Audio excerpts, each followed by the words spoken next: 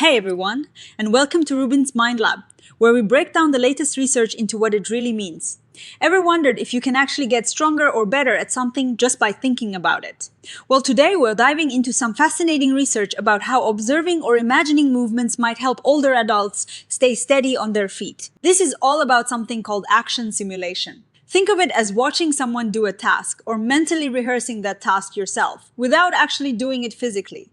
This can be done by watching someone move, which is action observation, or by imagining yourself doing the movement, which is motor imagery. Sometimes it is a mix of both. The big question this study asks is, can these mental tricks actually help older adults with their balance, how they walk, and their overall ability to get around? Falls are a really big deal for older adults.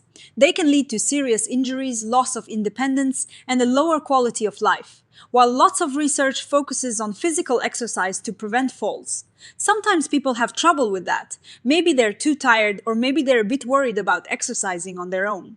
This is where action simulation comes in. The idea is that it might tap into some different brain pathways that are also important for movement, and it could be an easier way for some people to build those skills. Scientists have this interesting idea called motor simulation theory. It basically says that when you watch or imagine a movement, your brain actually activates some of the same areas it would if you were actually doing that movement. It is like your brain is practicing the movement in your mind. This could be super useful for people who have trouble with movement planning, which is something that can get a bit harder as we get older. So, to figure out what is already out there, the researchers did a big study called a scoping review. This is like a super thorough look at lots of other studies. They went through lots of research papers looking for studies that used action simulation with older adults who were healthy and lived in the community.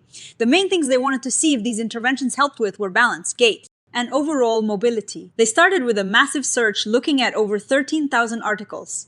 After filtering and filtering, they ended up with 19 studies that fit their criteria, involving 587 older adults. What they found was that motor imagery, the mental practice kind, was the most common type of intervention used. Most of these studies were also randomized controlled trials, which is a strong way to test if an intervention actually works. But here is where it gets interesting. The studies were really different from each other. They varied a lot in how they designed the interventions, what they actually had people observe or imagine, and what they measured. This made it hard to compare them directly. When it came to defining what they meant by action simulation, most studies were on the right track, using definitions that fit with what scientists generally understand.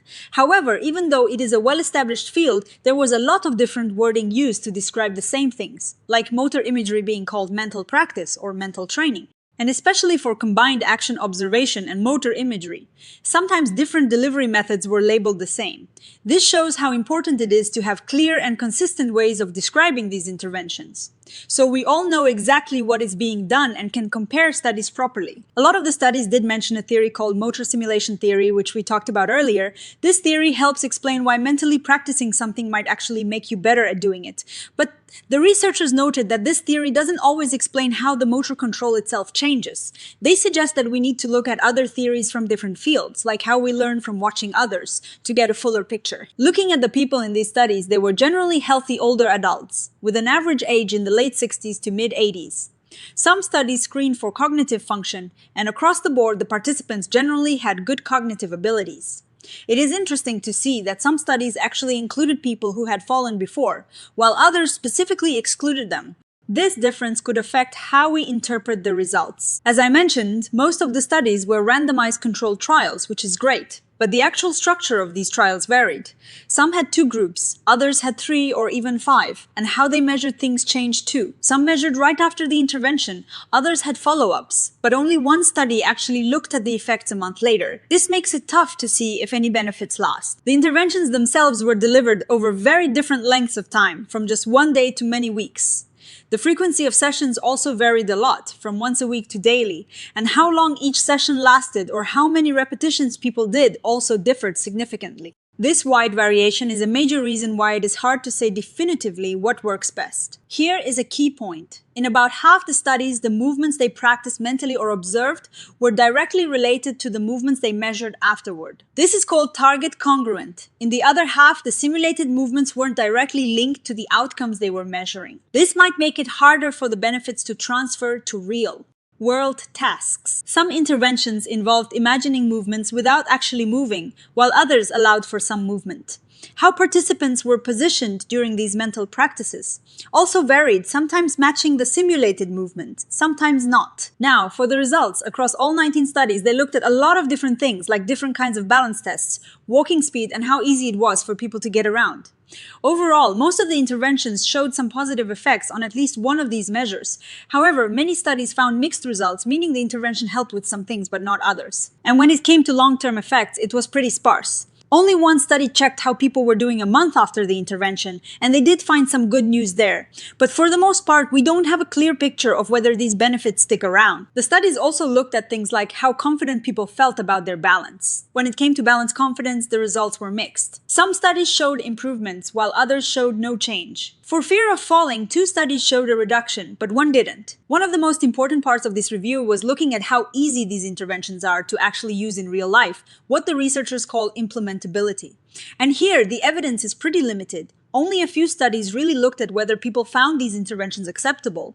In one study, people were hesitant to join because of time and privacy concerns. Another study noted that participants were a bit skeptical about the slowness of the tape and mind control. When it comes to how well people stuck with the interventions, called fidelity, the dropout rates were generally pretty low, which is good news. Many studies had very few people drop out. However, in some cases, adherence was actually lower in the action simulation groups compared to groups doing other activities. And for feasibility, meaning how practical and easy it is to implement, most studies just mentioned it as an observation rather than really testing it. Some pointed out that group settings seemed to help with compliance, and some noted the low cost of mental imagery interventions, which is definitely a plus for making them accessible. So, what is the big takeaway from all of this? Well, this review tells us that action simulation like watching or mentally practicing movements does show promise for helping older adults with their balance and mobility.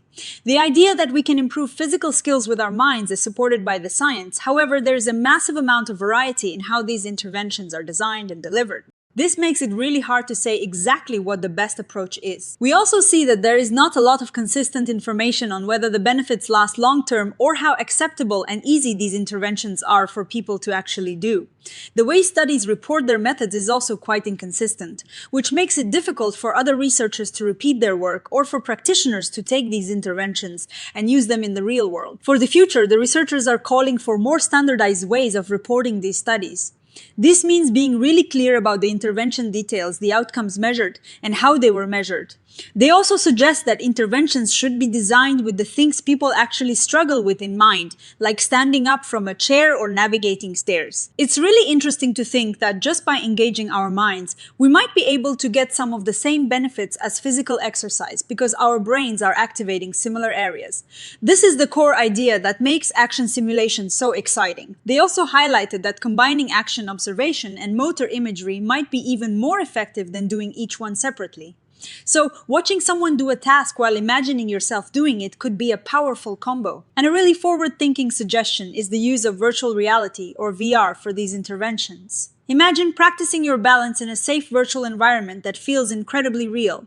This could be a game changer for making these interventions more engaging and effective. Ultimately, for action simulation to truly help prevent falls, it needs to be something that older adults can and want to do. That means involving them in the design process to make sure the interventions are not only effective, but also enjoyable and easy to fit into their lives. So, what is my take on this? The research is still early, and there is a lot of room for improvement in how studies are designed and reported. But the core idea that our minds can influence our physical capabilities, especially in ways that might help with balance and mobility as we age, is incredibly promising. It makes you wonder about the potential of these techniques, not just for fall prevention, but for staying active and independent throughout our lives. What do you think? Have you ever tried mental practice for any physical skill? Let me know in the comments below. If you enjoyed this dive into the science of movement and the mind, give this video a thumbs up, subscribe to RUBIN'S Mind Lab for more fascinating research breakdowns, and hit that notification bell so you don't miss our next episode. Thanks for watching, and I'll see you next time.